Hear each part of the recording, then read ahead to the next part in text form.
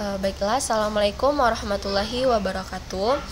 Perkenalkan, kami di sini dari kelompok 3 yang beranggotakan saya sendiri Asra Oktavia, kemudian ada rekan saya yaitu Mia Sonia Oktavia. Nah, di sini kami membahas makalah yang mengenai penelitian etnomatematika. Nah, adapun hal-hal yang kami bahas, yang pertama, apa itu pengertian etnomatematika? Apakah penelitian etnomatematika itu termasuk ke dalam penelitian yang kualitatif atau kuantitatif? Nah, kemudian bagaimana menentukan subjek dan objek penelitian dari etnomatematika?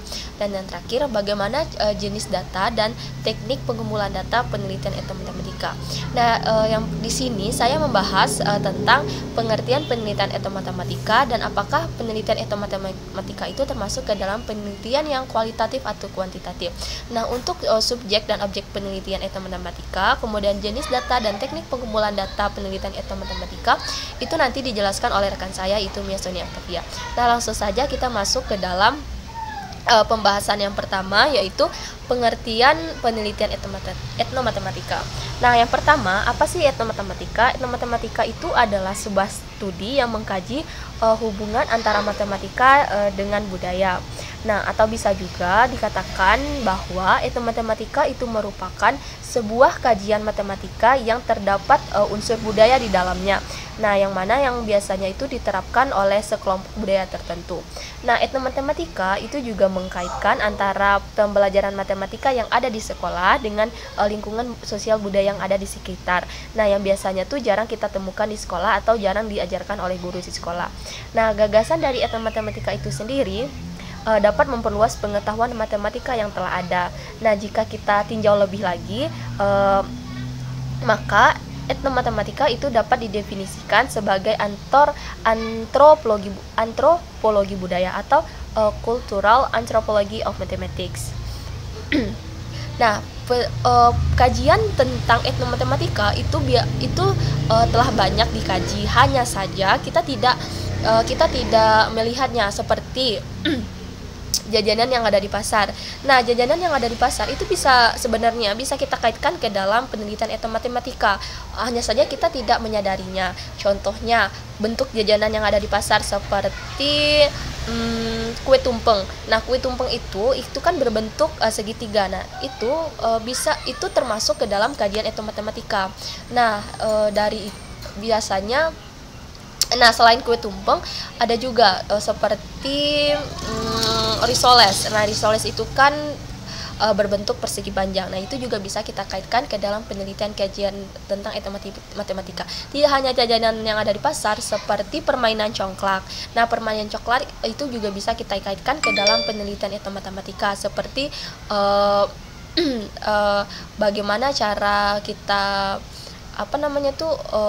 anak congklak untuk sampai ke induknya. Nah, itu bisa kita kaitkan ke dalam materi peluang misalnya seperti itu. Nah, masih banyak kajian tentang penelitian etnomatematika yang lain. Hanya saja kita tidak menyadarinya gitu.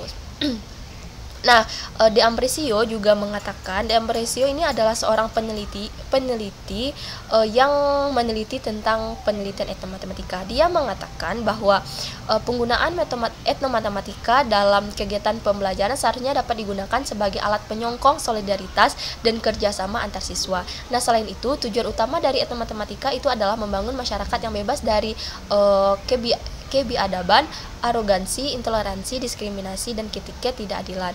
Nah, pembahasan di atas tadi dapat kita simpulkan bahwa etnomatematika itu penting untuk dikaji atau penting untuk dipelajari. Nah, begitu pentingnya kajian tentang etnomatematika yang secara khusus yang disebut oleh D'Ambrosio tadi. Nah,